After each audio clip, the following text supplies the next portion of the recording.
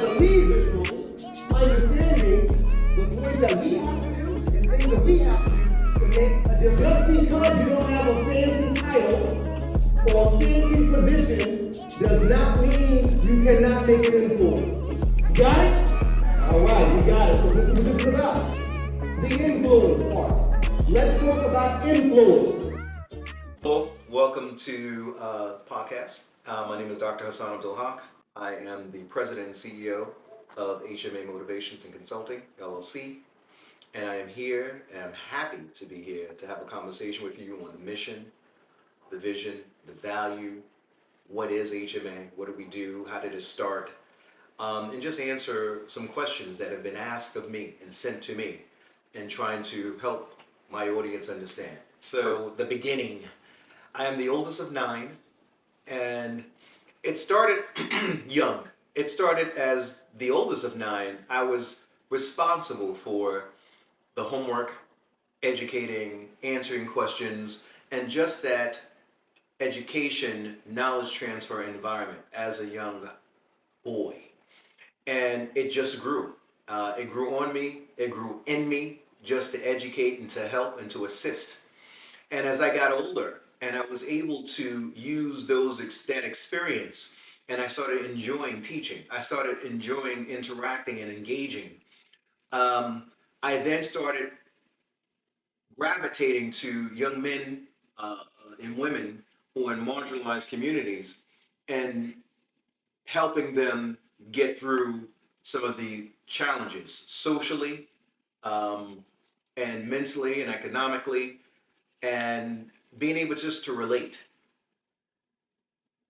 One of the things that I also want to talk about from the beginning is I didn't start off doing this from a marginalized perspective.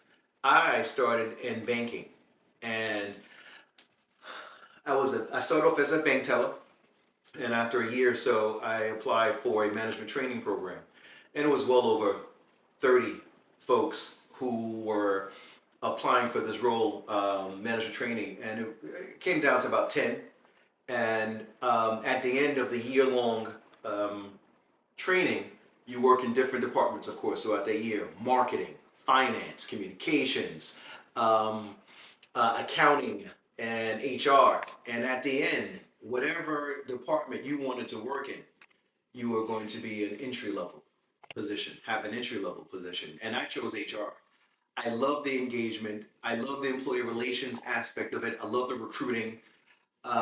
So I started off as a junior recruiter and loved every bit of it. Asking questions, answering questions, just doing some background checks. It was great. And as I started doing it, moving up into different positions in HR, I was responsible for, and we fast forwarding right now. I was responsible for a number of employees, and I worked for one agency, a financial agency, and almost every other year I was responsible for every year I was responsible for revenue, expenses, and I said to myself one year after I had to lay off some folks after the 3rd or 4th year, I said, I'm done. I'm done. This is way too stressful. And it's just not right, because it was basically just for profits, right? So they gave me an option and said, listen, Doc, you can take your expertise and your leadership to Florida, because we opened up an establishment in Florida, or and take the remaining employees there. Or what you can do is you can take, you'll get 3 years for every year you've worked in the agency in the form of a check. So what I did was took the check and left. And I said to myself, since I'm always volunteering, I'm always assisting, I'm always helping, and I enjoy that. And I said, listen, I want to work for an agency that I can really help and make an impact. Came across one of the largest global non-for-profits out there, and I was responsible for human resources functions, recruiting, retaining, employer relations. And it, for me, was profound because that agency dealt with the marginalized community, dealt with the intellectual development of disabilities, dealt with people who were previously incarcerated, responsible for women who were abused. So different areas. And I had to hire for different positions domestically, and the agency was global. Loved it. The biggest challenge, though, it was non-for-profit. So the pay wasn't what I was used to. So I still taught classes at night, universities at night, human resources leadership classes at night. And then I was able to make relationships, create relationships with some companies and agencies who said, listen, you really touch people. You really move and motivate. Why don't you come speak to my employees? Why don't you do this? So I started then saying, listen, I created HMA. HMA is Hassan Muhammad Abdul Haq. It's my name. I decided to use my initials because it was me, right? And that's how that started. The impact, the value, I wake up, I feel successful, and I'm defining success as making an impact on people. Here's some examples. When I go to my workshops and I have people walk up to me and say, Doc, I don't want to share this with you. I was mandated to come to this training. I walked in here for 3 hours. What am I going to do for 3 hours? And they say that to me, and then I say, I loved it. It was the best ever. That, to me, I call a psychological paycheck. Something that makes me feel really good, that I've made an impact on a person. And to have CEOs and executives call me from different states, different agencies, because they've heard about things I've done.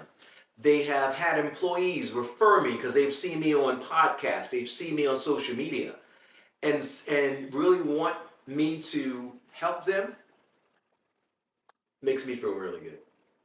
Because at the end of the day, success, again, to me is defined as an impact that you make on a person. Because for me, that's always been things that I've lived. My motto in growing HMA is to be the best or amongst the best at everything I do. So I'm always learning. I'm always trying to improve. And that's some of the things that I teach. The biggest thing that I want to take away, you guys to take away here, is that emotional intelligence is the foundation for every successful organization.